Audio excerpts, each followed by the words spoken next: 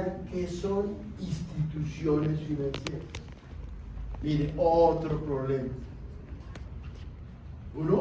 Uno pensaría, son los bancos, corporaciones de ahorro y crédito, corporaciones,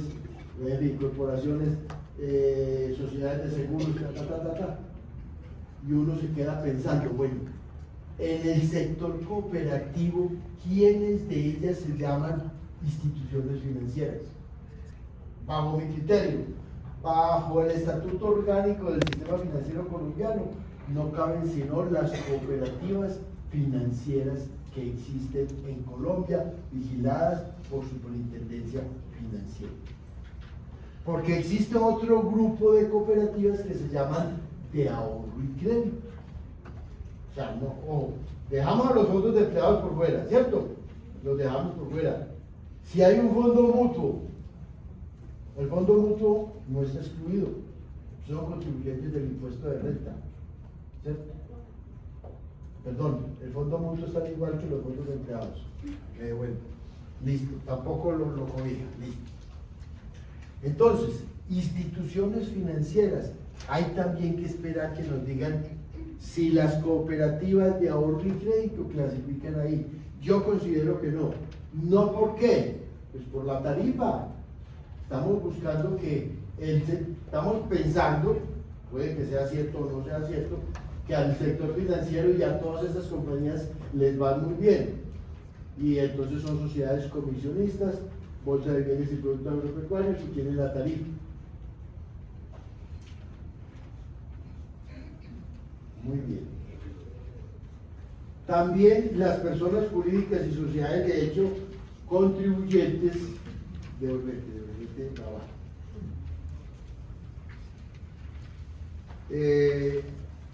Declarantes del impuesto de réditos complementarios que desarrollen actividades de extracción de hulla, o sea, la actividad 0510, el código SUB, el código SUB 0520 y petróleo código 0610. O sea, a esas empresas que desarrollan estas actividades también les colocaron la tarifa del 1.6%. La segunda tarifa, el 0.5%. Para los demás, para las sociedades en general, contribuyentes de impuestos a la renta, diferentes a las anteriores, fundaciones, corporaciones sin ánimo de lucro, contribuyentes del régimen general, del régimen tributario especial, cooperativas diferentes de las entidades financieras.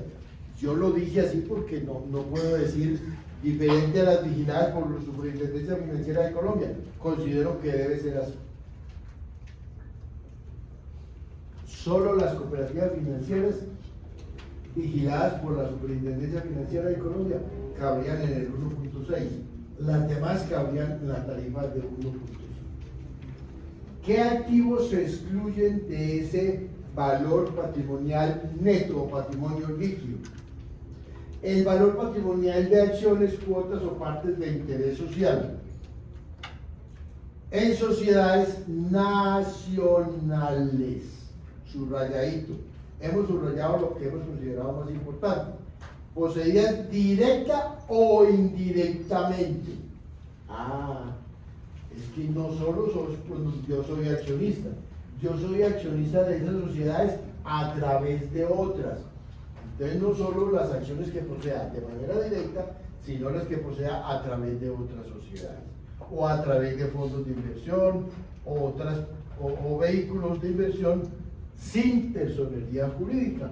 Por ejemplo, ahí hablamos yo puedo tener un trust en el exterior y tener unas acciones en una sociedad a través de ese trust. El valor a excluir en el caso de las posesiones indirectas será el porcentaje que representen las cuotas de interés en sociedades nacionales, ¿cierto? Entonces, si ese fondo de inversión, ese patrimonio autónomo, ese fideicomiso, tiene inversión en acciones, ¿cuánto tengo yo en ese fondo de sociedades nacionales? Es lo que puedo excluir. Y del valor que tenga a 1 de marzo, digámoslo a 28 de febrero. ¿Sí? Si se trata de Otros activos excluidos. El valor patrimonial neto de activos vivos y muebles adquiridos y destinados al control y mejoramiento del medio ambiente por las empresas públicas de acueducto y alcantarillado. Recordemos, estas empresas son dueñas de muchas tierras donde están arborizadas para poder producir el agua y son dueñas también de tierras para poder manejar las aguas servidas en el caso de los alcantarillados. ¿Qué se excluye también? El valor de la reserva técnica de Fogafín y Fogafog. Los contribuyentes de las cooperativas 19.4 podrán excluir el valor de los aportes sociales realizados por sus asociados. Entonces, ¿cuál es la recomendación? Recordemos que se pueden hacer asambleas en cooperativas donde yo les pago una revalorización del patrimonio. Esa revalorización del patrimonio de las cooperativas, ¿a dónde lo llevo? Como mayor valor del aporte. Al ser mayor valor del aporte, disminuyo la base de cotización a este impuesto. ¿Sí? Vamos a ver entonces unas bases gravables especiales para las cajas de compensación. Recordemos que las cajas de compensación solo son contribuyentes del impuesto de renta sobre actividades industriales, comerciales y financieras diferentes a la inversión de su patrimonio. Entonces, como ya son contribuyentes de renta, le dijeron, vea, saque los activos y los pasivos por los cuales esas cajas de compensación son contribuyentes del impuesto de renta.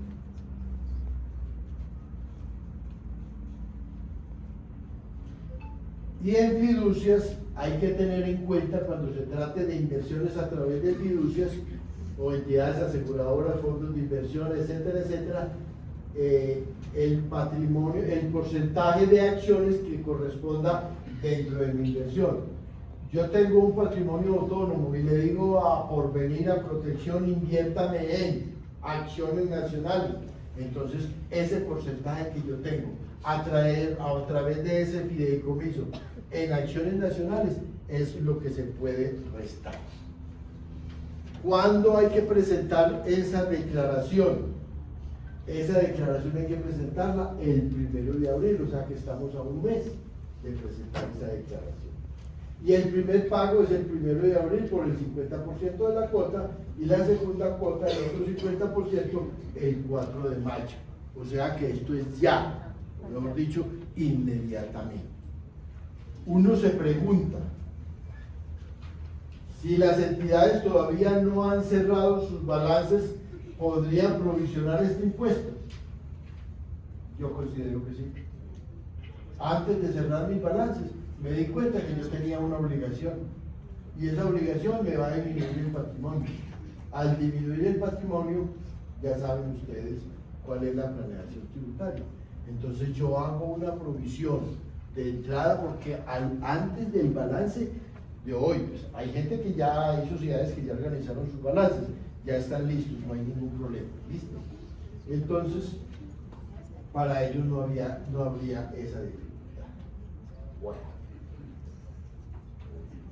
Eso es lo que tiene que ver con la emergencia económica. Y hay otro puntico también en el decreto 0177 que nos dice que esas empresas generadoras de energía eléctrica y las centrales térmicas cuya infraestructura de generación, embalse o captación, ¿sí?, se encuentren ubicadas o que operen en cuencas hidrodinámicas directamente afectadas en estos departamentos, tienen que destinar un 2% adicional de las ventas brutas de energía para entregárselas al Estado para que se cumpla el propósito de atender la emergencia económica.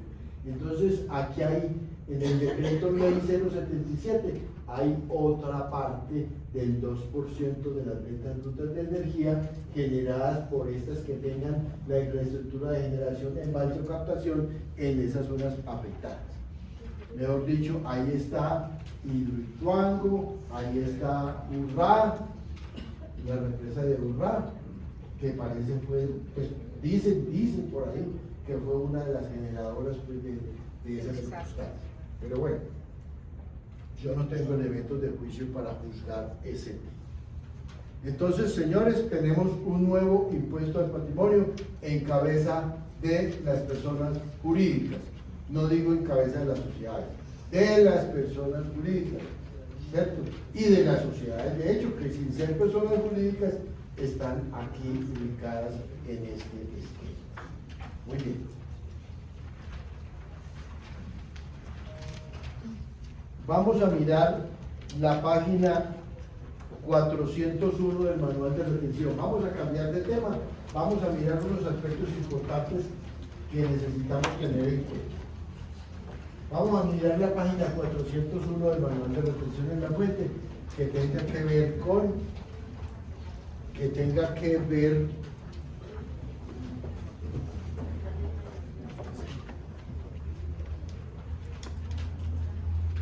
las ganancias ocasionales.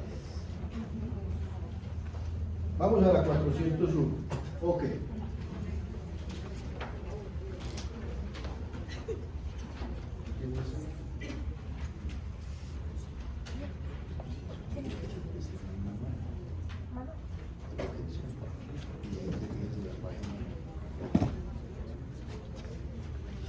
¿Qué quisimos hacer en la página 401? Vamos a hablar de herramientas, otras herramientas de planeación tributaria.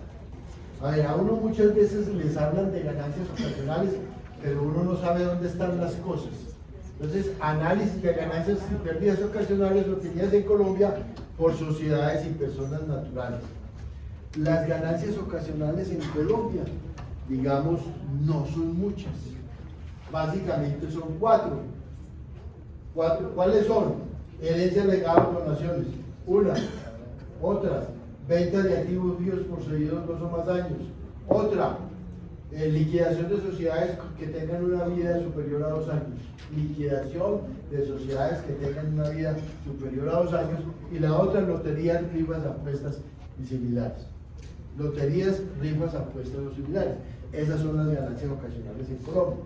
Pero la página 401 con ese resumen nos ayuda a visualizarlas todas y nos dicen cuál es la tarifa de ganancia ocasional, si tiene retención en la fuente, cuáles tienen retención, qué tarifa de retención tienen y en qué página del manual de retención en la fuente la encuentran desarrollada.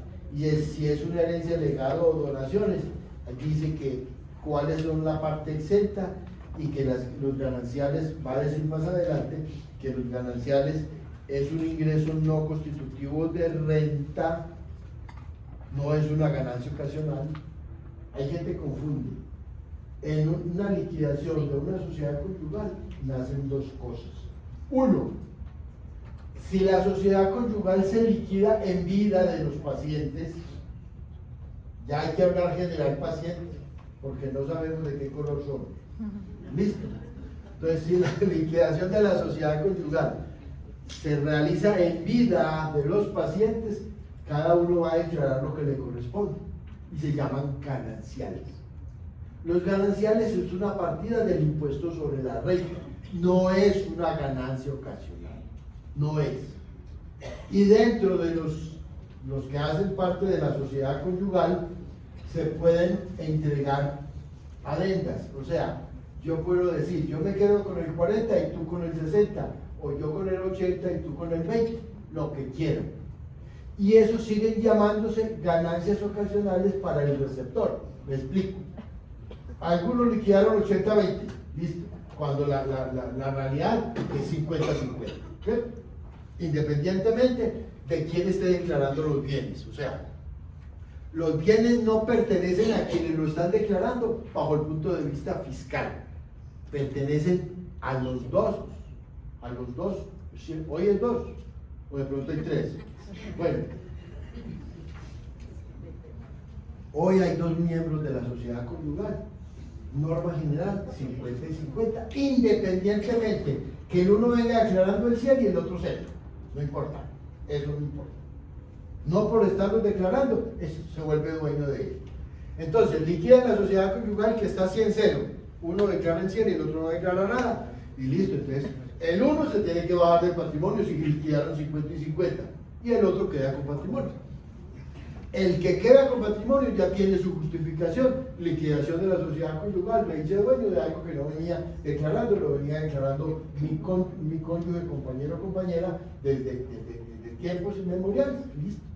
Pero se repartió y se repartió así. Segundo, se repartió 80-20. El uno quiso beneficiar al otro y le regaló 30 de su derecho. Se siguen llamando gananciales. No se llaman ganancias ocasionales. O sea, no hay una donación entre cónyuges. No la hay. Se siguen llamando gananciales. Se presentan dentro del impuesto de renta como ingresos brutos. Tanto el uno como el otro. ¿Venía declarando o no lo venía declarando? Y luego se restan como ingresos no constitutivos de renta en el mismo formulario de la declaración de renta. Nada que ver con ganancias ocasionales cuando el cónyuge o uno de los cónyuges, si el otro fue el que falleció, recibe gananciales. ¿Listo? Queda muy claro. El cónyuge siempre puede optar por gananciales. Pensemos que murió uno de los dos y otro quedó vivo. Y el cónyuge sobreviviente puede optar por porción conyugal, no gananciales. Ah, no. De una vez vamos repartiendo esta vaina, vea, son 5 hijos más yo 6, más yo, sumamos 6, dividamos todo entre 6. Yo entro como si fuera un hijo, porción conyugal. Segundo, en ese bendito manual de retención en la fuente también hay una página muy importante, ustedes deben saber dónde está. Página 397, en el manual de retención 397. O sea que devuélvasen ahí unas paginitas. ¿Listo? 397. ¿Qué dice el 397? Tratamiento fiscal de las herencias, legados, donaciones y fideicomisos civiles. Hablemos de fideicomisos civiles. Es el menos común dentro de ellos. Miren, el que recibe un bien vía fideicomiso civil no recibe herencia. Vayan rebobinando ese tema, delicado, claro que delicado. El papá dijo, voy a hacer un fideicomiso para que repartir los bienes como yo quiero que queden y listo. Esas personas a quienes se les restituyen los bienes porque ya se terminó la condición estipulada en el fideicomiso, ¿sí?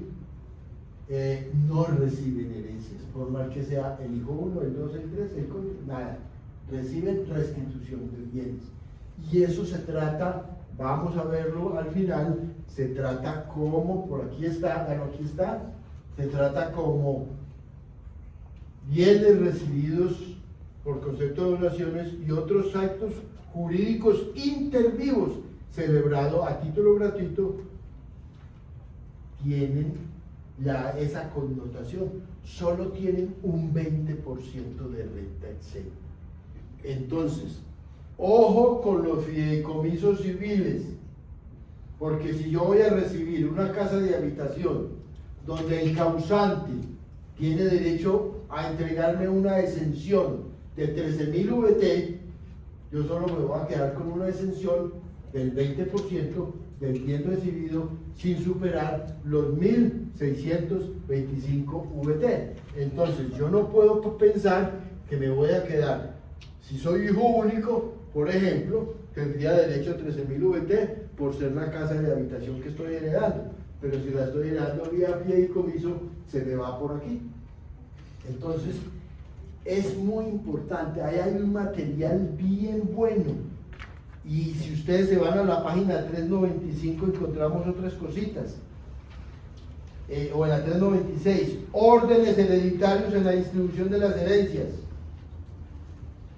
Muy importante saber quiénes son los herederos. Entonces, la herencia desciende Si no hay descendientes, asciende. Y si no hay ni descendientes ni ascendientes, trasciende.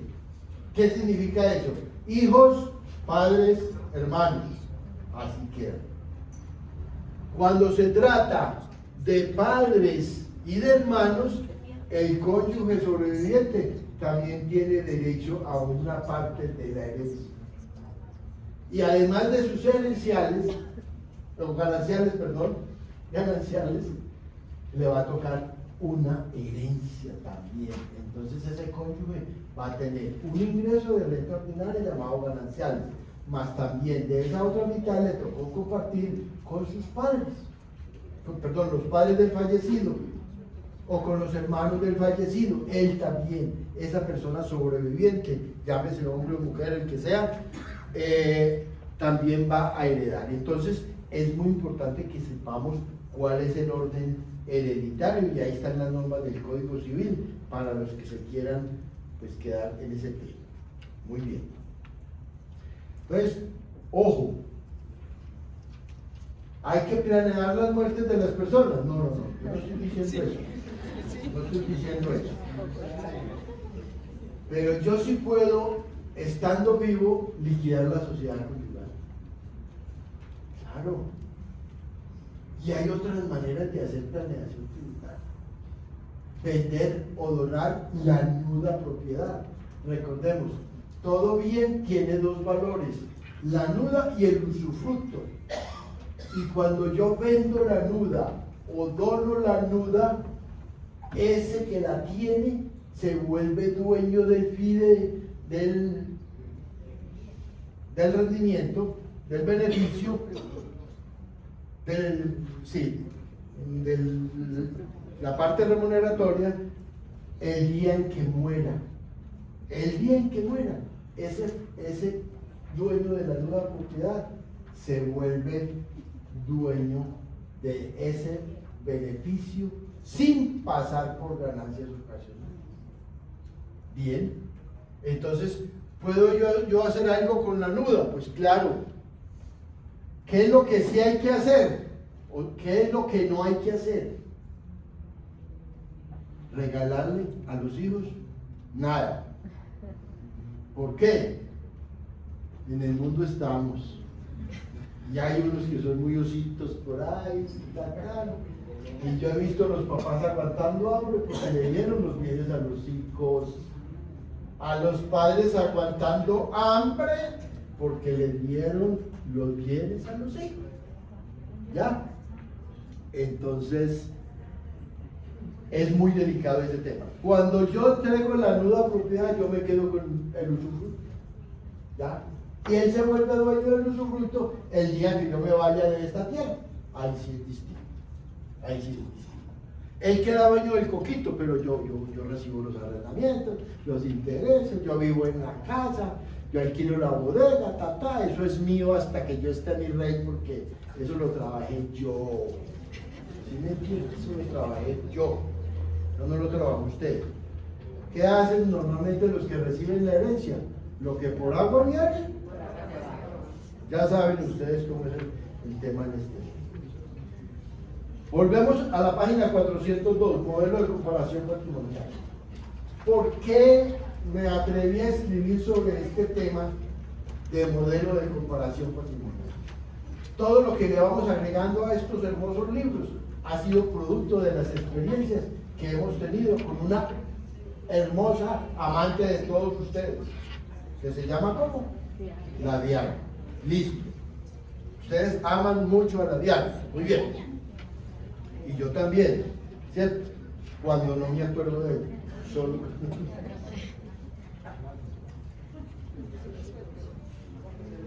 Ojo, ya lo vieron con Ángela. Muchas informaciones se están pidiendo y eso no es de gratis. ¿Ya vieron lo de los accionistas? ¿Qué creen que está pasando? A ver, que todo el mundo está vendiendo las acciones ignorando el artículo 90 del Estatuto Tributario, que dice, como mínimo el valor intrínseco más un 30%. Ese es el objetivo de esas ventas de acciones que hoy, hasta mañana, 28 es el día hábil antes de terminar el mes, hoy. Hay que preguntarle a todos los accionistas, ¿usted hizo algún movimiento con las acciones? Y cuénteme todo este cuento a ver, que esto hay que mandárselo a la realidad. Ah, es que yo tengo una finca, que yo aporté una finca por 200 millones y vale 20.000 millones a una sociedad. ¿Y qué será lo que vale esa sociedad? ¿200 millones o 20.000 millones? Y cuando yo venda las acciones de esa sociedad, ¿por qué valor la voy a hacer? Las voy a registrar. Entonces, ojo, ojo.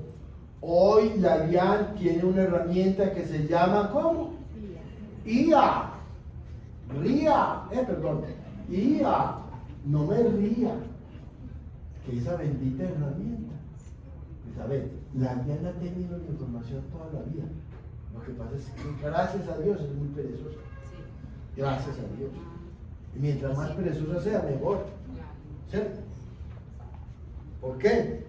Hoy con la inteligencia artificial, miren, ya ustedes se encontraron. Yo les decía la charla pasada, usted tiene ventas y aparece con unos costos ahí en la declaración y de dónde sacó eso si yo no tengo nada aquí.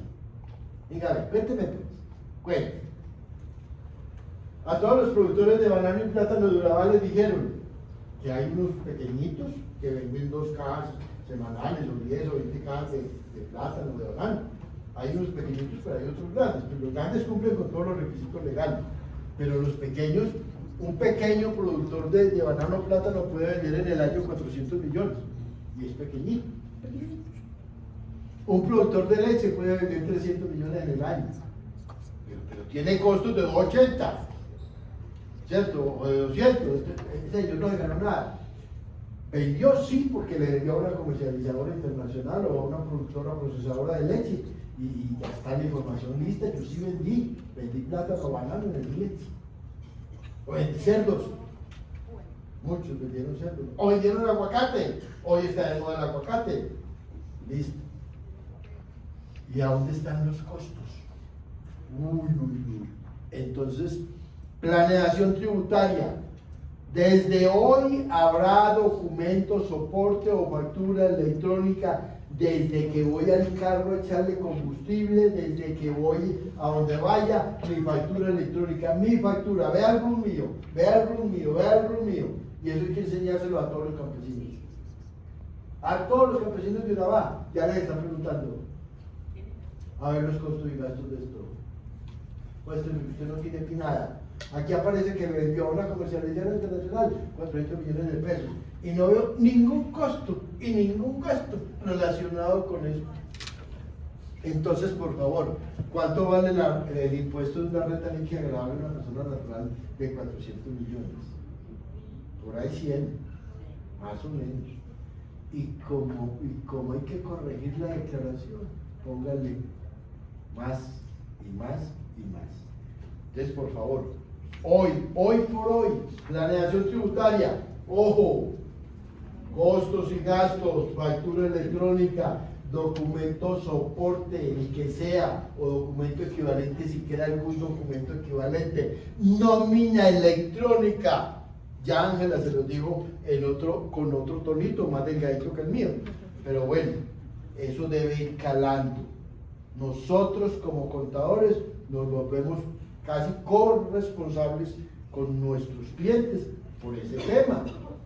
¿Qué van a decir ellos? Es que a mí el contador no me dice nada, ni me informa, ni nada, eso lo hace él. Ah, sí, ¿y a quién van a demandar y a quién le van a quitar la plata? ¿Al contador o a ustedes?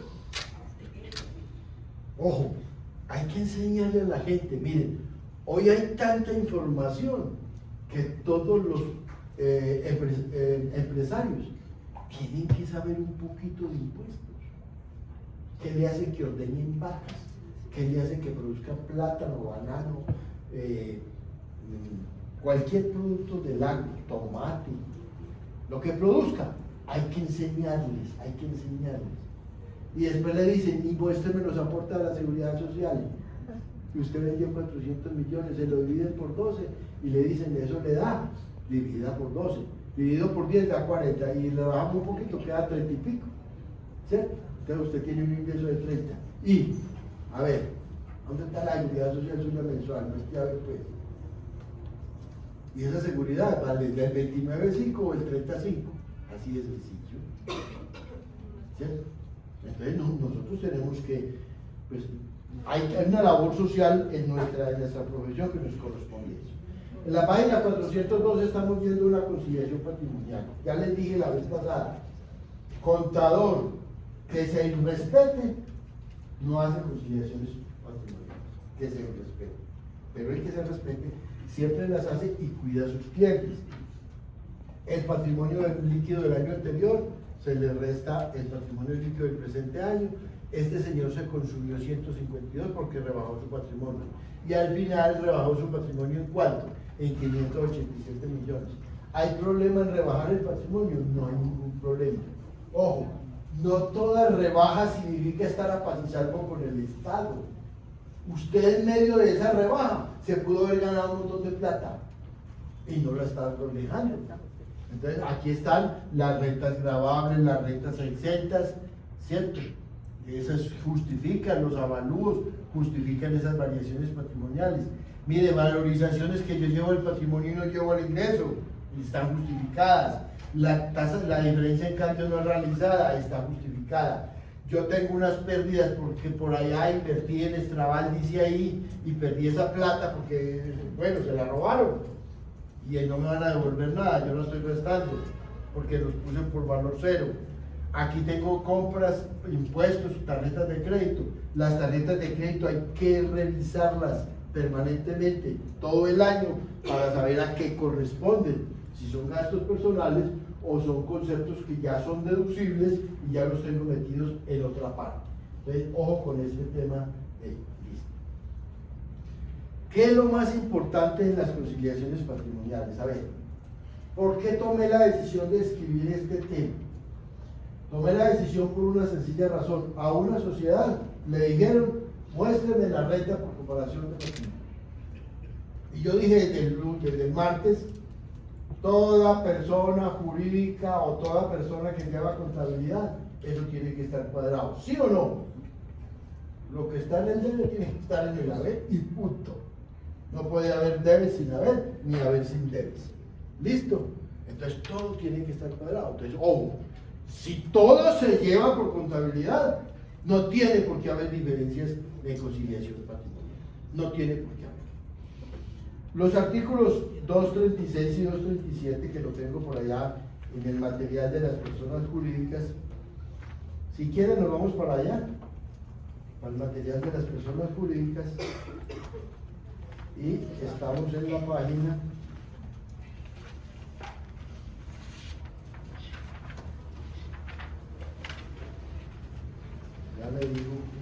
450. Análisis, página 450. Análisis de la renta líquida, pasémoslo para allá, determinada por comparación de patrimonio.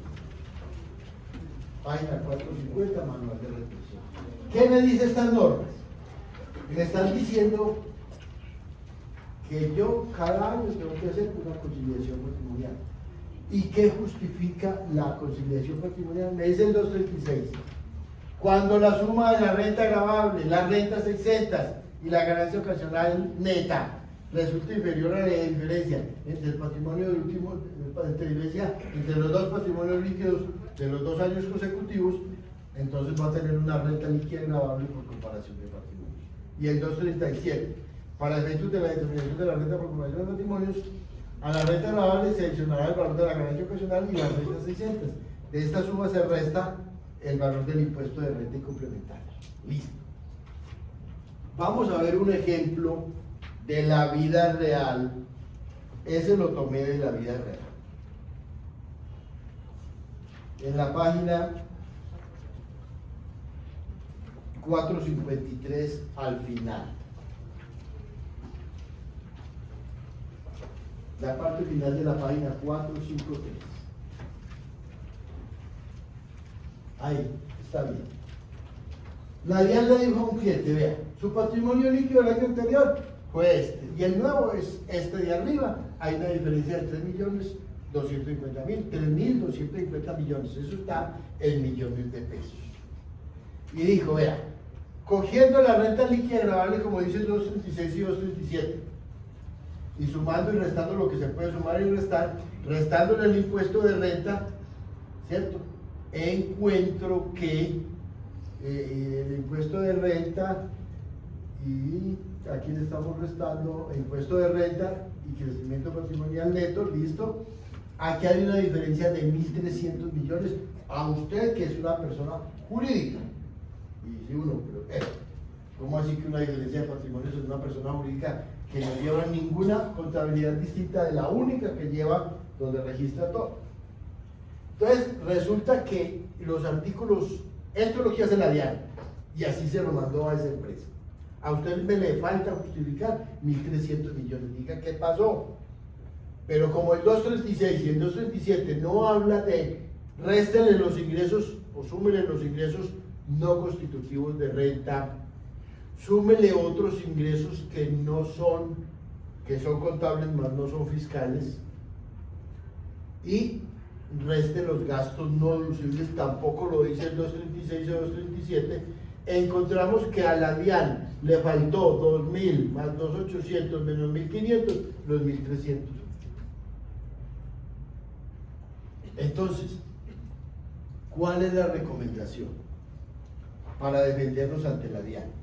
La recomendación es coger la página 454. Vamos a ver, ese es el cuadro que tenemos en la 454. Me imagino que todos trajeron el libro, ¿cierto? Entonces pidió desde la semana pasada. Bueno.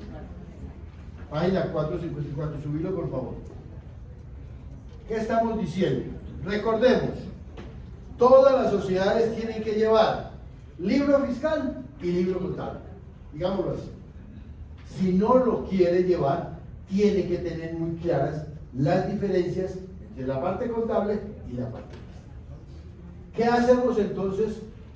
Tenemos un patrimonio de 29.437 al empezar el año. ¿Y con qué patrimonio quedamos? Con el mismo. ¿Qué hicimos ahí?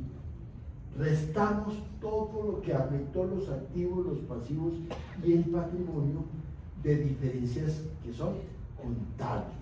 O sea, operaciones estrictamente contables. ¿Qué operaciones contables hubo aquí? El método de participación patrimonial, deterioro contable de cartera, contable, provisión para deterioro de activos, contable, ¿cierto? Pasivos estimados, interés implícito, todo lo que afecta el activo y el pasivo me afecta el patrimonio. Entonces yo tengo que conciliar, o sea, todo lo que es contable, que no es fiscal, lo devuelvo. Y me queda el mismo patrimonio que tenía el año anterior, me va a quedar el mismo patrimonio. Esto es lo primero que se hace, hacer una conciliación entre saldos contables y saldos fiscales y devolver todo. Hay una que da más brega, diferencia en cambio no realizada. Da más brega, no es tan romántico. ¿Por qué? Porque hay que coger un montón de partidas del activo expresado en dólares, del pasivo expresado en dólares y mirar qué se movió, cuánto se movió y cuál fue la tasa representativa del mercado. Contablemente, ¿qué hacemos nosotros? Contablemente cogemos la tasa, la TRM de final del mes y ajustamos todo, punto. Y cada mes hacemos lo mismo, pero eso es contable. Pero yo tengo que hacer otro anexo fiscal, que debe ya haber programas de sistemas que lo hagan pues cogiendo partida por partida y me digan, vea, de esa diferencia en cambio que yo obtuve, hay una parte que todavía no se ha realizado. Y de ese gasto de diferencia en cambio que yo obtuve, hay una parte que no se ha realizado. Entonces, ok. Entonces, en la página 454, ¿qué estamos diciendo? Y eso está en toda la teoría que he escrito sobre el tema, que se la deben leer, pues. Eso es un regalo para el día del contador, ¿no? Verán, usted verá si lo toma o lo deja, ya, listo. Esas partidas ya están justificadas, o sea, mire que mi patrimonio no varió de un año a otro, por más que yo hice movimientos contables que tengo que devolver. No me varió mi patrimonio. Entonces lo que tengo que buscar es otros ítems, como los que acabamos de ver, que no están en los artículos 236 y 237 del Estatuto Tributario, que le dicen que me dicen cuáles son las partidas que me aumentan mi patrimonio, porque la DIAN le dice, coja la renta líquida agravable, el resto del impuesto de patrimonio, y esa es la diferencia. Si no está justificado por el crecimiento del patrimonio, indica qué pasó. No debería de exigirle a ninguna sociedad que lleva las cosas como debe ser, ninguna conciliación patrimonial. Entonces es muy importante mirar, esas normas no incluyen los ingresos no constitutivos de renta, no incluyen, por ejemplo, yo hice una provisión fiscal en el año anterior mayor a la de este año. Ayer ya había un gasto, ¿cierto? Provisión renta de 200 millones, y eran 185, me sobraron 15. Entonces esos 15 los tengo que llevar como ingresos este año, porque ayer los llevé como gasto. Es un gasto que fue ayer, que es ingreso hoy, pero ayer un gasto no deducible y hoy un ingreso no grabado. Y no están dentro de los ingresos no constitutivos de renta, entonces los tengo que tener en cuenta. Vimos que teníamos indemnizaciones por daño emergente. Tampoco la norma dice que eso se lleva como ingreso no constitutivo de renta. La norma no dice nada sobre eso. Voy bien, voy bien. Quería saber cómo iba con el tiempo. Voy bien. Listo, entonces ustedes se van a leer todas estas normitas que están aquí, páginas 4, 50, 51, 52 sobre el 53, y las páginas también están en personas naturales, ya la vimos, la 402, la 402, 403 y 404, se lo leen. Hay un punto muy importante que les voy a hacer énfasis sobre eso. Hay una oportunidad de uno en su declaración de hoy, vamos a decir 2025, declarar activos omitidos o sacar los pasivos inexistentes. Hay una oportunidad, y la dice el artículo 239 raya 1, o 239 raya 1. Le dice, si usted omitió activos o incluyó pasivos inexistentes de periodos no revisables, periodos que están en firme por varias razones, por los años, por beneficio de auditoría, por alguna situación, están en firme, entonces no son revisables. Ojo, activos omitidos o pasivos inexistentes incluidos en años grabables de periodos no revisables.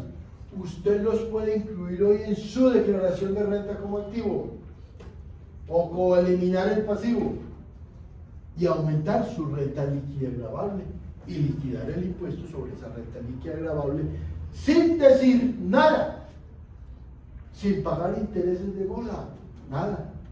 Llévelo como renta líquida gravable. ¿Cuándo le conviene más a uno llevarlo como renta líquida gravable? Cuando su renta líquida gravable es $1.000.000 de pesos. Mientras más bajita sea la renta líquida gravable, menos tarifa le va a tocar pagar sobre 200 millones de un activo que había omitido, o sobre 200 millones de pasivos que usted cuadró en las declaraciones anteriores con ese tema. Recordemos, no seamos tan románticos en el tema de conciliar, hacer la conciliación patrimonial aumentando pasivos. Ya la DIAN que está pidiendo. ¿Tienes documento de fecha cierta, sí o no? No. Ya vas cayendo. Segundo, ese activo y ese pasivo que tú tienes lo tiene como activo otra persona y lo hizo en su momento y tiene intereses y paga intereses sobre eso. ¿Sí? No. Ah, bueno, entonces está jodido. ¿Por qué? Porque tiene pasivos inexistentes. Usted dijo, para cuadrar esta conciliación patrimonial que yo la hice y eso no cuadraba, hay que ponerle un pasivo. Dígame a nombre de quién se lo pongo. Yo tengo aquí en mi oficina unos clientes que cobran el 3%. ¿Cierto que sí? ¿Parece la realidad o no? Ya no es tan romántico eso. Porque la DIAN le está pidiendo, dígame la forma como nació el pasivo y cómo usted lo va a cancelar. ¿Sí? Dígame por bancos cuando le entró la plata a su banco donde usted creó el pasivo y cuando usted lo canceló y le pasó la plata por bancos, cancelando ese pasivo, habiendo girado las pláticas en favor de ese tercero. Entonces, hoy no es tan fácil hacer esas cosas. Entonces, el 239 lo que te permite, ¿no? Le repito, declarar como renta líquida agravable el activo omitido o ese pasivo que estás sacando como inexistente y lo estás ignorando, entonces se te va a aumentar, pues, lógicamente tu patrimonio. Llévenlo como renta líquida agravable, pague el impuesto hoy de un periodo 2008. Si no lo haces, si lo incluyes, que hay unos que son muy románticos y dicen, ve, corrijamos la declaración de renta faltando un día para vencerse. Y entonces, ¡tan!, metemos ese activo o sacamos ese pasivo. Y eso quedó firme. Voy a decir como decía el santanderiano, mamola. Eso no funciona así. El activo omitido será omitido ayer, hoy, mañana y siempre. Y la alianza, si se lo pilla hoy, revisándole el 2024, le pillan un activo omitido del 2012 o un pasivo omitido, pasivo incluido del 2012. Hoy en el 2024 dice, venga para acá, tú tienes un activo omitido del 2012, venga para acá. ¿Ves? Su renta líquida agravable eran 500 millones, más 200, ya le va a tocar una renta líquida agravable sobre 700 millones. ¿Listo? Entonces eso le dio la tarifa, vamos a pensarla bien barata, del 20%, no, eso da como el 30%. Entonces 200 millones del activo omitido por el 30%. 3 por 2, 6, ya pagué 60 millones, me lo va a cobrar hoy. Sin intereses de mora y sin nada, porque soy. Y segundo, la sanción del 200%. 60 más 60, 120, más otros 60, 180. Ah, ese activo de 200 se convirtió en 20. Porque me tocó pagar 60 de impuestos y 200% de sanción. Sin reducción. Ojo, no vayan a mirar por el 640. Olvídense del 640. Eso no tiene apelación en ninguna parte. La DIAN le dijo a usted en el 239-1, hágalo usted solito, llévenlo a renta y no me pague sanciones. Y usted no ha querido, ¿cierto? Entonces, he ahí la importancia de la renta por comparación de patrimonios, que la DIAN con la inteligencia artificial está haciendo ochas y ya sabe, y las otras cómo se llaman, ¿cierto? En el material de trabajo del manual ustedes encontraron también en planeación tributaria de personas jurídicas la tasa mínima de tributación, ¿cierto? Hay un errorcito que fue culpa mía, hay que reconocerlo, página 446, lo corrigen, no más, fácil. Yo no sé si ya lo corrigieron, porque son muy curiosos y entonces preguntan. Tasa mínima de tributación, página 446, en el numeral 2 abajo dice utilidad contable antes de impuestos. ¿Cuánto dice ahí? 2.380. No, estoy en el manual de retención. Tachen, colóquenle 2.326 y ya, se arregló el ejercicio. Página 446 abajo, numeral 2. Que dice utilidad contable antes de impuestos, 2.380.000. Colóquele 2.326.000. De tal manera que si le sumamos esas partiditas, me da los 2.353.000. Un ejemplo con pérdida.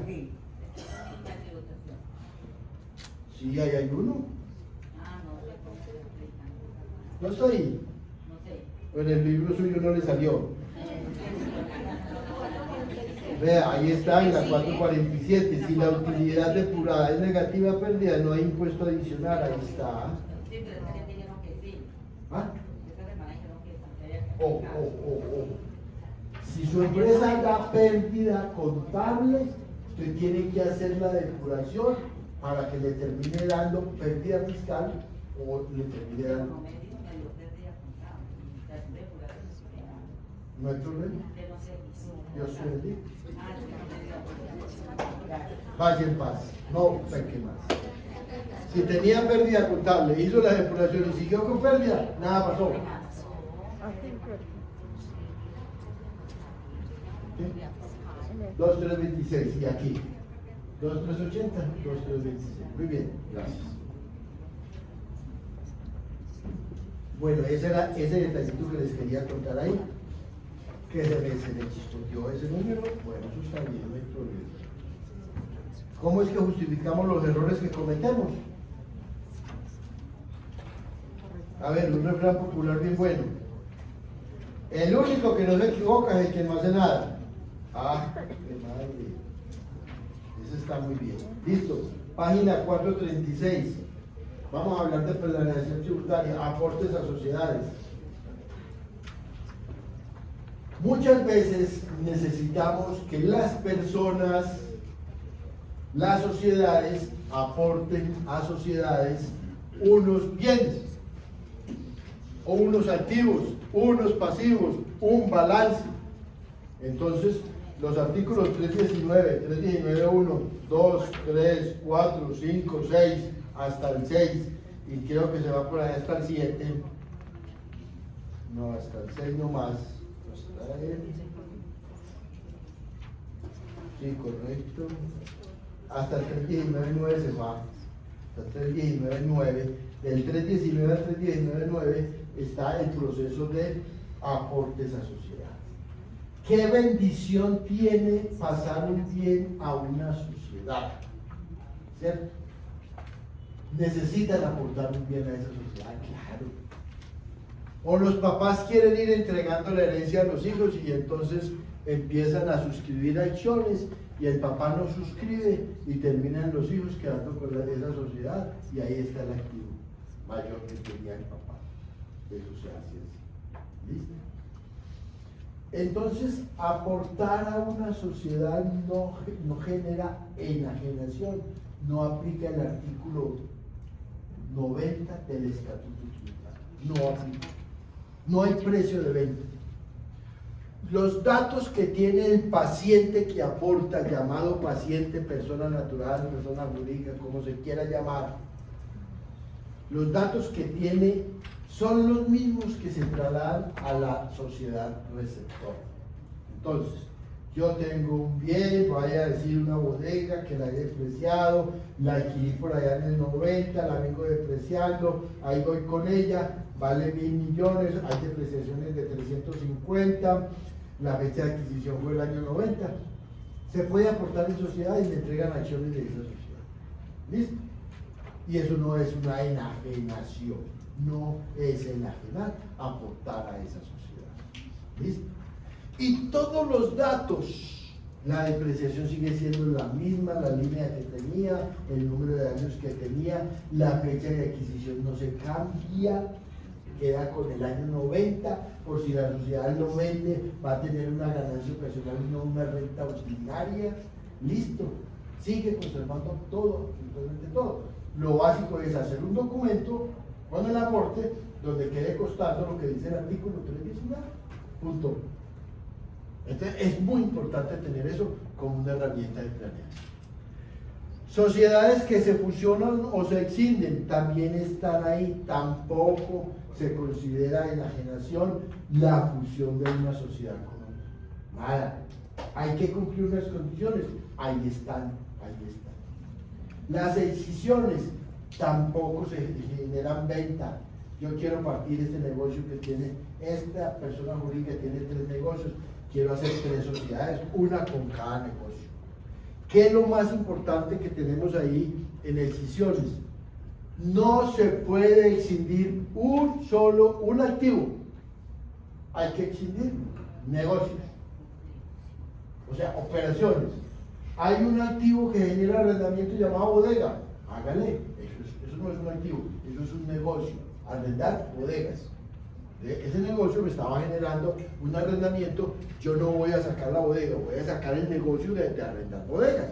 Eso no va a pasar para otra sociedad. Eso está escrito ahí. Hay unas condiciones especiales que hay que cumplir, las voy a No me voy a ir al detalle de lo que ahí contiene, pero que sepan que eso está metido ahí, hay que leerlo, ¿cierto? Está resumidito, está junto los aportes, conclusiones, con decisiones. Muchas veces se buscaba fusionar sociedades, una de las cuales estaba perdiendo plata, para trasladar la pérdida a la otra que la absorbía, como el santanderiano. Mamón. ¿Cierto?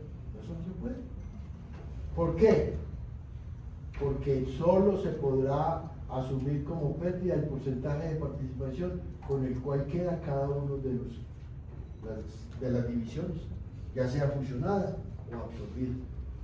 Otra ventaja, otra desventaja. Yo, si vendo el bien, yo, sociedad que recibí el aporte un bien, lo puedo vender al otro día, sí. Pero pensemos que lo compré ayer, no lleva más de 2 años. Entonces esa venta va a generar una renta ordinaria.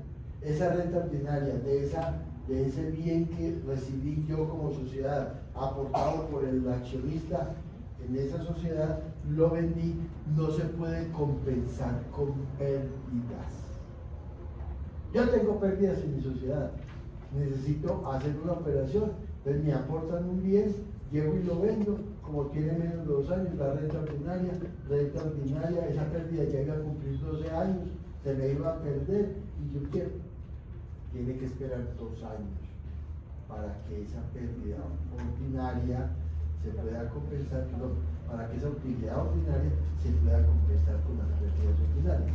Lo mismo el que recibe las acciones cuando se aporta a la sociedad. Tampoco puede compensar con pérdidas si vende o enajena las acciones. Digamos que esos son los puntos básicos, pero ahí tenemos unas 3 hojas valiosísimas para tener en cuenta en planeación tributaria. Régimen simple de tributación. Bueno, hasta ayer había plazo para incorporar los nuevos sujetos. Un día hábil antes de terminarse el último día hábil. Era hasta ayer. Era hasta ayer. El último día hábil es hoy. Esos días antes del día, el último día hábil del mes de febrero. Mañana no es día hábil. Mañana sábado, ante la DIAN, es un día inhábil. Era hasta ayer 26. Hoy 27, nada. Ojo pues. Ya me imagino que Alex habló con ustedes ayer, ¿cierto? ¿El régimen simple o no? O antier. Bueno. Es muy importante saber del régimen simple de tributación, pero importantísimo. ¿Qué le hace que mi cliente no esté, pero necesita de pronto un respiro o una asesoría? Pues eso vale 10 millones. Ay, usted 10 millones en 15 minutos, ¿cuál es el problema? Ninguno, ¿cierto? ¿Cierto, Miriam? Que no. Usted lo ha hecho varias veces. Muy bien. El régimen simple tiene muchas cosas. Vea, en la página 352 del libro, y 352, 53, 54, 55, 56, he escrito un paralelo entre qué aplica para el régimen simple y qué aplica para el régimen ordinario. Un comparativo. Algunas son iguales. Ese libro es para que usted lo raye y donde sean igualitos, colóquenle iguales y subrayen con un colorcito especial donde son diferentes. Por ejemplo, hay secretos que hay que contar. Yo estoy en el régimen simple y voy a vender un bien que tiene un precio de venta de 3.000 millones y un costo de 2.900. Mire, precio de venta 3.000, costo 2.900 y va a ser renta ordinaria porque no ha cumplido los 2 años. No lo venda estando en el simple porque no le aceptan ningún costo y ningún gasto. Le toca pagar el impuesto que le corresponda según la tarifa sobre 3.000. ¿Y no lo puede qué? ¿Dividir en 100? ¿Cómo así? No digas esas mentiras. No señora, no señora, el ingreso bruto no es la utilidad obtenida de la venta de bienes inmuebles. Ese, por ejemplo, entonces usted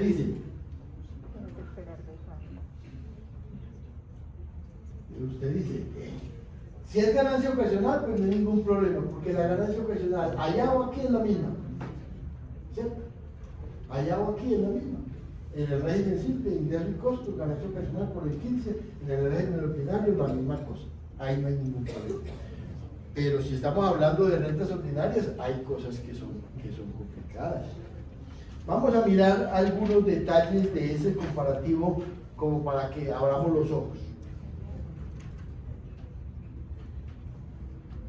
Mire, por ejemplo, el numeral 3, página 352, numeral 3. El ingreso no constitutivo de renta se restan y no pagan impuestos. Y en el uno y en el otro.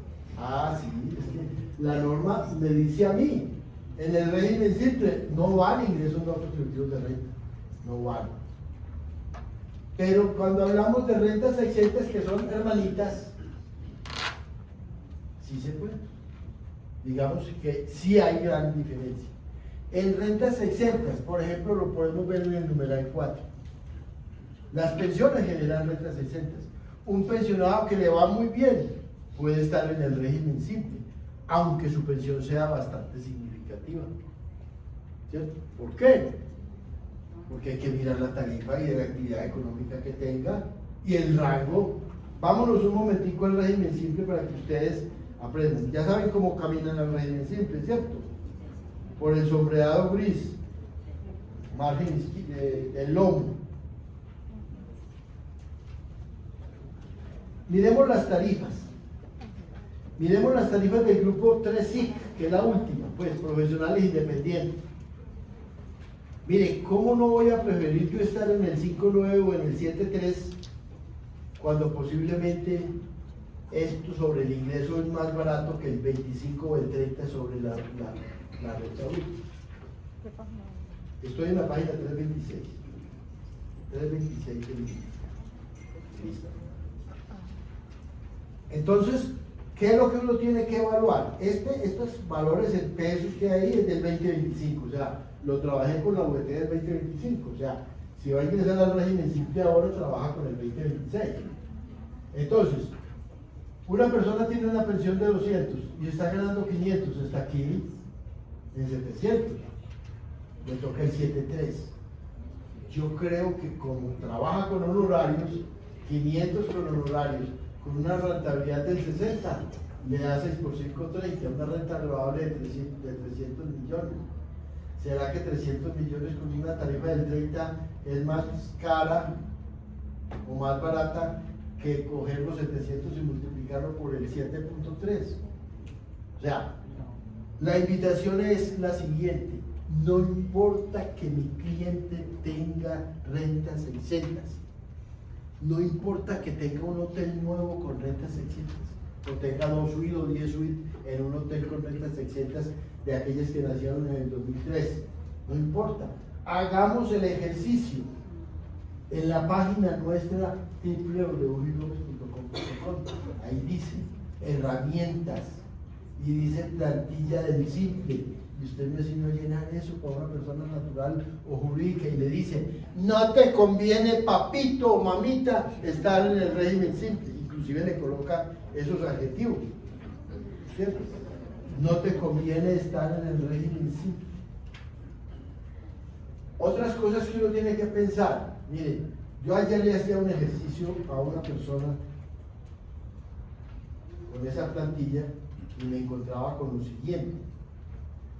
Mira, es un productor de bienes exentos, entonces tiene derecho a que le devuelvan el IVA. Y el IVA está dando mucha brega que le devuelva. Pero tiene una bendita actividad grabada con IVA. Es preferible tener esa actividad grabada con IVA para netear el IVA y no pedirle devolución a la casa. Estoy hablando de porcicultores. los porcicultores tienen unos servicios que se llaman, ellos normalmente son dueños, no son dueños de la porcicultura, son dueños de las granjas donde se manejan los porcículos, los cerdos. La porcicultura en general, pues ya sea ceba, levante, engorde, lo que sea, o nacimientos. A ellos les conviene estar en el régimen. Primero, no les retienen. Segundo, pues, pagan el impuesto. Y tercero, como tienen lechería y tienen granjas donde ceban animales, que les prestan el servicio de manejarles esos animales a los dueños de la porcicultura, que son grandes empresas normalmente, entonces tienen un ingreso grabado con IVA que se pueden enviar y no tienen que pedir la devolución del IVA de los productos de la lechería. ¿Cierto? Entonces uno dice, esto suena bueno, y yo dice, y sobre todo, si es campesino, le da más brega soportar costos y gastos. Entonces yo no tengo que soportar costos y gastos, vamos a decir que no, pues pequeños. Grandes seguramente sí, seguramente le toca informar en medios magnéticos cuáles son sus costos y gastos, pero no se preocupe por los costos y gastos porque usted pagó sobre el ingreso bruto, eso no se preocupa, o sea, la rentabilidad no, que tengas que informar en medios, pues es una cosa menos gravosa de decir, es que yo tuve ingresos de 400 millones y costos de 100. ¿Cómo así que costos de 100 para 400 millones y vos, bueno, todas estas cosas que consumís, ¿qué las haces? Yo no pido nada, ni nadie me ha dicho nada. Pues ya le está escribiendo, le está diciendo, demuéstrame los costos y los gastos. Entonces sálgase de ese problema, métase en régimen simple. Y si tiene muchos problemas como persona natural, cree una sociedad. Y si a la sociedad se le llenó los 100.000 VT, cree otra. Párenla. No la dejen salir del simple en ese año. Haga otra y trabaje con dos. Pues ya ustedes tienen más honorarios para llevar sus contabilidades. ¿Cierto? Honorarios para llevar más contabilidades. Ahí tienen más información que trabajar. ¿Cómo viene el tiempo?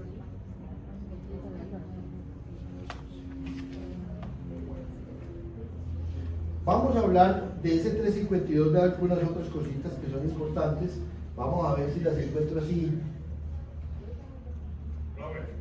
Sí. El plazo sí hasta hoy fue modificado con la ley 2277 del 2022 con respecto a la inclusión del régimen simple. ¿Qué dice? El manual dice abajo en la página 333, plazo para inscribirse hasta el último día y como de febrero. Hoy. Entonces sí estoy diciendo sí. ¿Tres qué? ¿30 qué? En la página 333, abajo encuentran la Nuevas, plazo hasta el último día hábil del mes de febrero. Tiene razón. Gracias a Dios. Bueno, tenemos un día más. Es el último día hábil de febrero. Un día antes es enero, ¿cierto? Para salirse es un día antes del último día hábil de enero. Bueno, está muy bien. Entonces ahora sí, obligatorio, antes de salir, leerse los 58 numerales que tenemos aquí.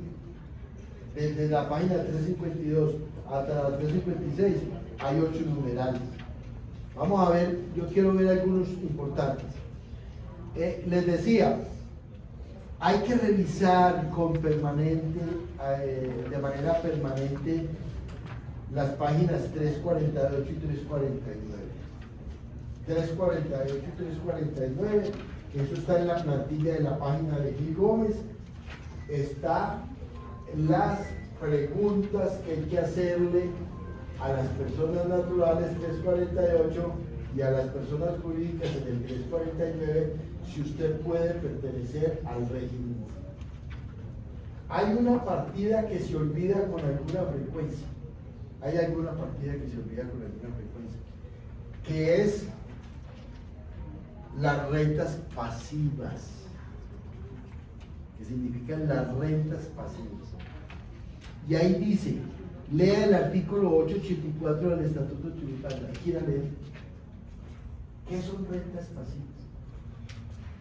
De entrada, les voy a decir, intereses, dividendos, arrendamientos, hay unas por allá, ventas de bienes en el país, en ese lugar.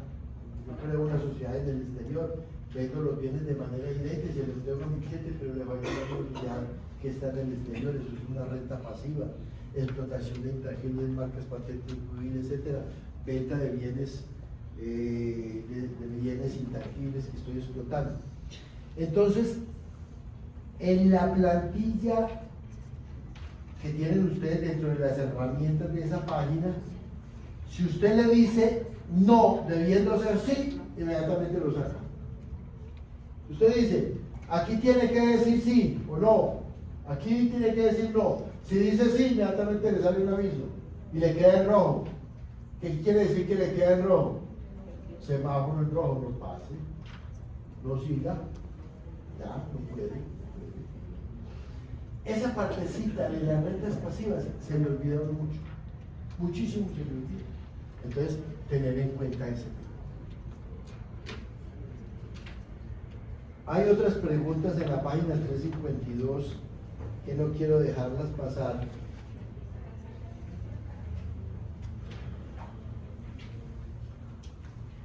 Miren, en la 12, página 352, numeral 12.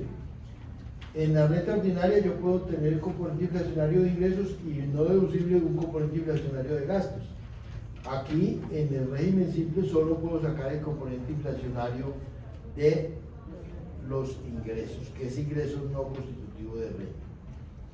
Los que trabajan en productos que tienen que pagar las cuotas hortifrutícolas o cuotas a las asociaciones, tanto el uno como el otro tienen que tributar a ese tema, ¿cierto? Entonces, en el numeral 17 de la página 353, si yo produzco aguacate, tengo que pagar la cuota hortifrutícola. Si produzco arroz, si produzco, bueno, lo que sea, leche, carne, hay que pagar cuotas de fomento ganadero, cerealista, etcétera, etcétera. Todas esas cosas. Los dividendos, la entrega de dividendos, lo mandan a usted por allá a las páginas que ya vimos, 431. Una persona, una sociedad en el régimen simple entrega dividendos, solo resta de qué? De todos los ingresos, resta el impuesto y no tiene que restar costos y gastos. ¿Sí? O sea, puede entregar mucho más. O sea, usted solo puede entregar como dividendo no grabado la utilidad contable, ¿cierto? Pero le queda un remanente ahí el día en que se salga del régimen simple. Otras ventajas que el régimen simple yo puedo estar y no estar. En el régimen ordinario usted siempre está. Digamos, usted en el régimen ordinario no se puede salir, usted está ahí. El que puede jugar es el simple. Un año sí, un año no, un año sí, un año no. Cuando pueda y le convenga. ¿Qué es lo más importante del régimen simple? Pagar. O sea, hacer el formato 2593 y pagar. Bueno, no me voy a quedar aquí, no, quiero mirar la emergencia económica. Está en el material que les entregamos, la emergencia económica anterior. ¿Por qué hay que mirarla? Porque no sabemos cómo nos va a ir. No sabemos cómo nos va a ir en esa suspensión. ¿Cuándo se produce una suspensión provisional por la Corte? Casi nunca la Corte Constitucional ha hecho una suspensión provisional de un decreto ley de emergencia económica. Aquí hizo uso de ello. ¿Por qué razones? ¿O qué tiene en cuenta? De la simple lectura de los motivos por los cuales, los motivos que llevaron a decretar la emergencia económica, la Corte intuyó, dijo, aquí no hay nada imprevisto, aquí no hay hechos imprevistos para esta emergencia económica. Entonces la suspendió con un auto del 082 del 29 de enero del 2026. ¿Qué objetivo tuvo con suspender ese tema? El objetivo fue que las normas que se dictaron como decretos leyes que empezaban a regir de inmediato, no tuvieran más efectos negativos. Porque es más difícil devolver después esas platas si va y la corte dice, eso nunca nació. Luego, señores, bien, devuelva todo lo que recibió de manera ilegal. Eso es casi imposible. ¿Por qué? Porque se crearon impuestos como al licor. ¿Cómo le parece uno bien ebrio que tiene que devolver el IVA? ¿Cierto? Devolver el IVA, pues que solicitarle a la DIAN que le devuelva el IVA de los licores que pasaron del 5 al 19, 14 punticos. Uno, pues, si fuera en estado normal, pues uno posiblemente lo puede solicitar, pero uno bien ebrio, ¿cómo va a ser para hacer eso? Hubo contribuyentes que utilizaron las amnistías en estas normas que vinieron, muchas amnistías, muchas. Unas, las más normales. Usted está atrasado, pague. Usted necesita corregir, corrija. Y le damos todos los beneficios, pues ya vamos a ver cuáles. Usted tiene, no informó medios, infórmenlos. Usted en este año, imagínense, hay amnistías hasta para el año 2026. Usted entre el 1 de enero y el 30 de abril va a cometer anomalías. Cumpla y no pague sanciones. Entonces el Estado está desesperado en recibir platas. Bueno. Pero, ¿qué pasó? Posiblemente como esta norma se creó, esta norma nació en el año 2025, unos contribuyentes ya hicieron uso de eso. Yo tenía por ahí una sentencia del año 2005 que apenas salió por allá en el 2025. Y vea, tuqui, ¿cierto? Me toca pagar todo, el mayor impuesto, todas las sanciones al 100%, los intereses de mora. Y me salió ahí mismo corro, presto la plata y pago. Pero vea, la discusión son 2.000 millones, la sanción del 100% son otros 2.000, porque es el 100%, ¿cierto? Hasta ahí va bien. Indexada, la sanción indexada, los intereses al módico 23 que está hoy, listo. ¿Y yo cómo no voy a aprovechar? Ojo, no significa que estamos en tierra firme. Puede que la sentencia de la Corte diga se ignora todo lo que se actuó el 1 de enero para acá. Entonces se va a apuntar esa plata como un pago, como un anticipo. Lo que usted pagó y creyó que había saneado todo, anticipo. ¿Y cómo se apuntan los anticipos? Ustedes ya saben, la proporción para el impuesto, la proporción para la sanción y la proporción para los intereses. Entonces usted queda viendo las mismas tres cosas. ¿Cierto? Puede ser esa, ojalá no sea, porque lo que normalmente ha hecho la Corte Constitucional, efectos futuros, pero lo pasado quedó, ya. Y digamos, historias recientes de amnistías y normalizaciones. En esto hay amnistías y hay normalizaciones. ¿Qué es normalizar? Es activos omitidos y pasivos no existentes, pagando el 19. ¿Cierto? Más barato pagar el 19 que ir por allá a pagar un impuesto de renta del 30 más una sanción del 200%. Que les decía que en los análisis anteriores de la Corte Constitucional casi nunca se ha aceptado ni las amnistías ni las normalizaciones. Entonces, ¿qué ha sucedido en las normas anteriores?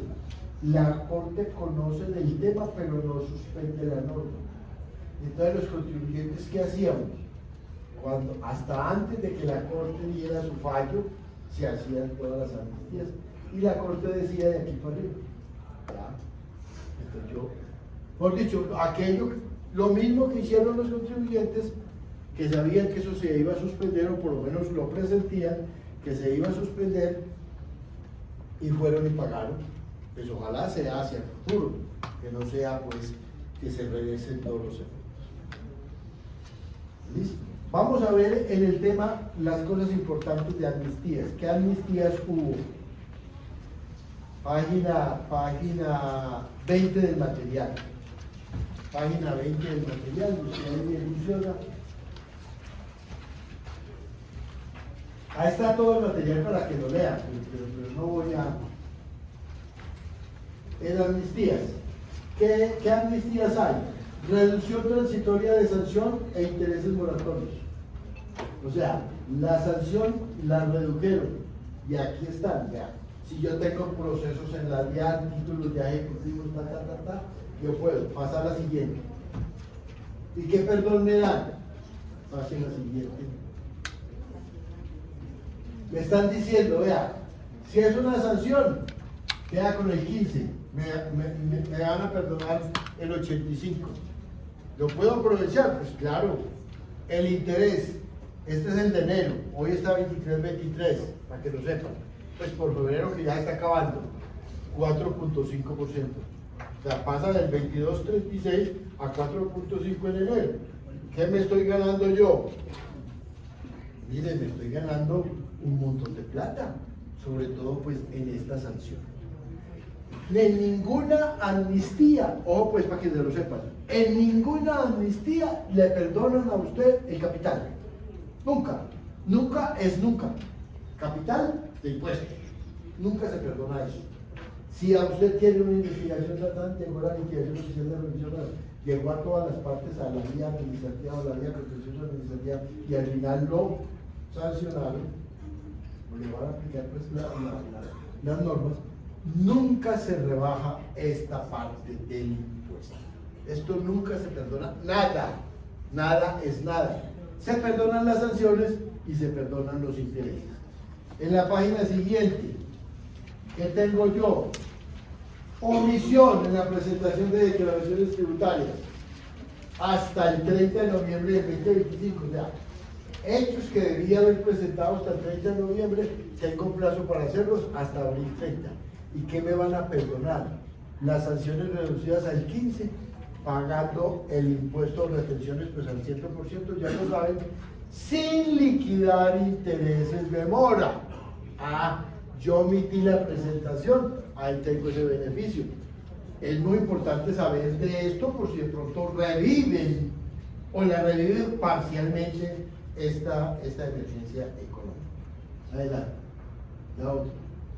¿Qué otro? Corrección de declaraciones tributarias aduaneras y cambiarias.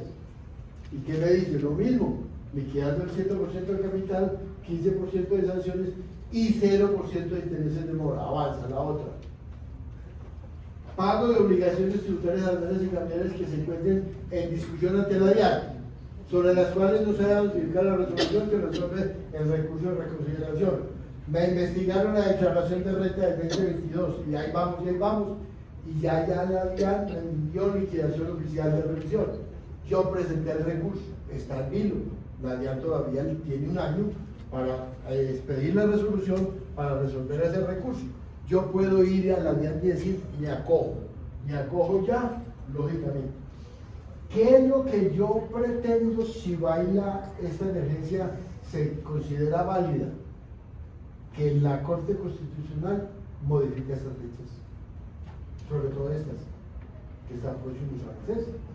Hay unas que se vencen en marzo, otras que se vencen en abril. Bueno, hay una fecha de vencimiento para yo obtener derecho a ese tema. Si queda legal la emergencia económica, posiblemente el término que se gastó en revisión se lo van a aumentar a estas fechas, posiblemente. Pero hay que estar muy pendientes de cuándo es el término de vencimiento de la operación. Hoy no puedo hacer nada porque la norma está suspendida. Muy importante en este tema, pago de obligaciones. Mire, y el reintegro de las sumas devueltas en forma improcedente, sin liquidar intereses de mora. Esto es muy bonito. Esto es muy hermoso. Cuando yo pido devolución de saldos a favor, me revisen y tengo que devolver plata, siempre me cobran una sanción grande. Una sanción por devoluciones improcedentes. En la que sigue. Incumplimiento de la presentación de obligaciones formales. Hágalo ya y liquide la sanción reducida al 15%. Y la norma me ha dicho, vaya también si esa sanción se puede reducir por el 640. También hágalo por el 640. Por eso dice, si concurre, concurre con las demás sanciones. No solo sino muchas de ellas. La otra, incumplimiento, y este es que se haya generado entre el 1 de enero del 2026, mire que les decía ahora. Si usted le fue mal o no quiere hacerlo, no lo haga, perdón. Ojo que esto puede quedar por fuera. Si a usted se le olvidó alguna obligación, cúmplala sin pagar nada. Cumpla la obligación. Pues perdón, así le piden ahí la platita. El 3% de los ingresos brutos o el 2%, pero puede ser mucho más económico y tiene un límite. El límite es que no puede superar 1.500. Bueno. Demandas. Ya salió, ya no hay ninguna discusión con la DIAN. Las discusiones se fueron a los jueces administrativos, al tribunal administrativo de cada departamento o al Consejo de Estado. Entonces, todas las acciones en el contencioso administrativo tienen dos opciones, primera instancia y segunda instancia. Si es en primera instancia vale una plata, si es en segunda instancia vale otra. ¿Cuál es la diferencia? En primera instancia la sanción se reduce al 15%. ¿Sí? Los intereses se reducen al 4.5 también. Pero si es en segunda instancia la otra hoja, segunda instancia, eso, la sanción ya no es el 15 sino el 20. ¿Por qué? Porque ha gastado más Estado. Cuando uno gasta más Estado, entonces le aplican, le cobran más sanciones. ¿Qué otro tema hay aquí? Sanciones. Es anterior. Estamos liquidando sanciones. O sea, yo tengo en una primera o segunda instancia de un proceso sancionatorio, me sancionaron por tanta plata, por no sé qué cosas, y la estamos discutiendo. Pueden reducirla pagando el 20% de la sanción discutida actualizada, ¿cierto? También tiene esa opción, la que sigue. La otra página, esta. Normalización, saneamiento de activos omitivos y pasivos inexistentes. Lo puedo hacer diferentes a inventarios o activos subvalorados. No recomiendo usar esta de activos subvalorados.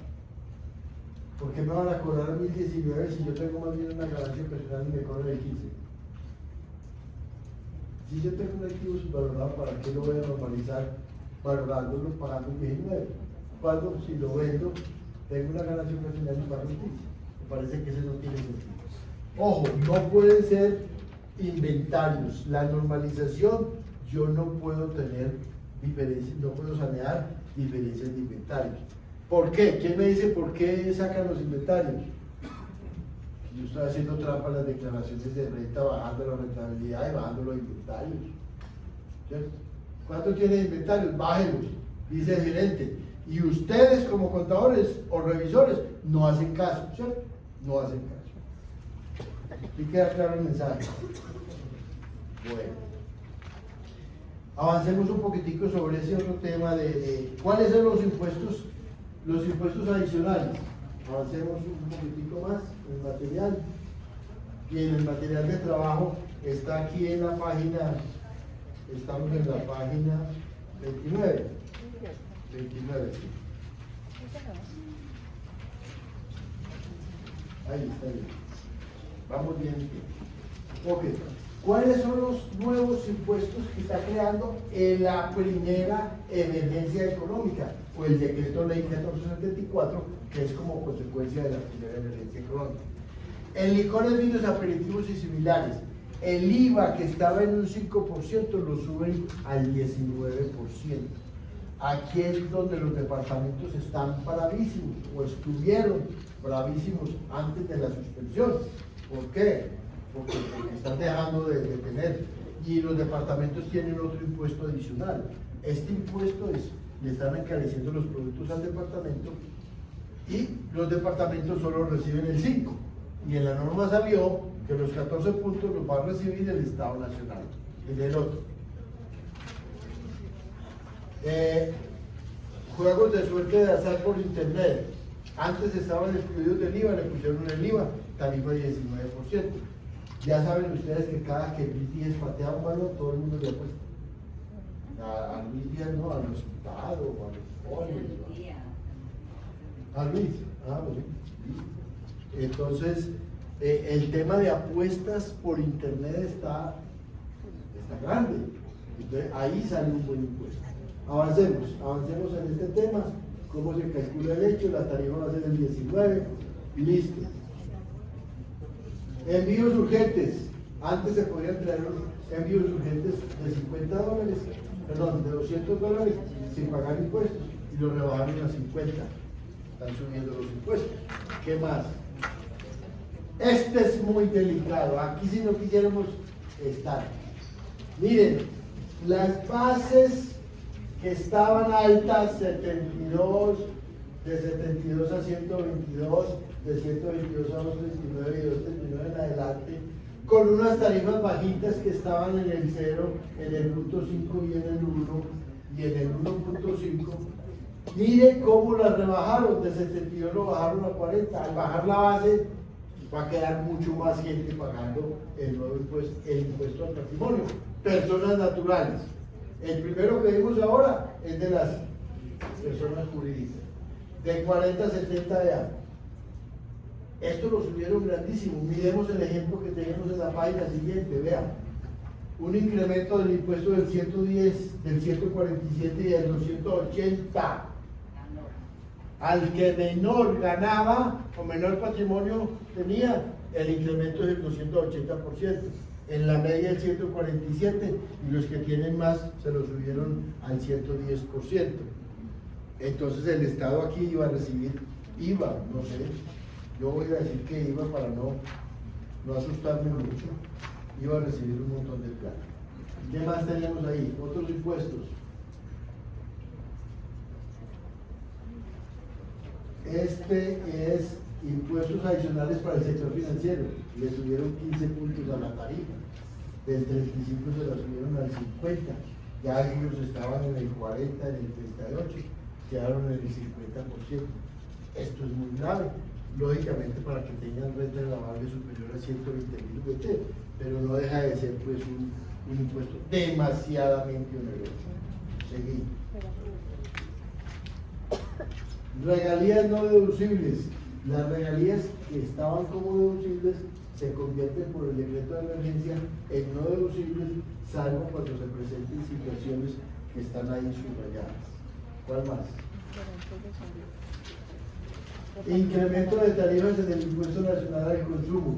Unos bienes que estaban en el 8, cuyas posiciones arancelarias son esas, pasaron al 19. Otros bienes que estaban en el 16 pasaron al 19 con posiciones arancelarias de este tema. Normalmente son vehículos, en general son vehículos, globos, dirigibles, planeadores, aeronaves, etc. Le subieron el impuesto nacional al consumo. Sí. Impuesto especial de estabilidad fiscal. Bueno, hay un impuesto a los hidrocarburos y al carbón bastante significativo. Adelante. Siga. La tarifa es el 1%, siga. Bueno, este también, ¿cuándo se paga ese impuesto? Siga, no hay importancia. Y licores, vinos, aperitivos y similares, otra de las protestas de los departamentos. Los licores les estaban subiendo los dados alcoholímetros y un incremento de precios de ventas al público, demasiado onerosos esos incrementos. Entonces los departamentos estaban incómodos porque iban a dejar de recibir una plata porque iban a vender lógicamente mucho menos licores. Y también, adelante, cigarrillos también, tabacos y tabaco elaborado también unos incrementos grandísimos, que eso es un impuesto que reciben los departamentos. Pues bueno, si se deja de fumar y se deja de beber, eso es bueno, pero bien, estamos en el mundo de los negocios. Bueno, recomendación última. Este volantico tiene un premio.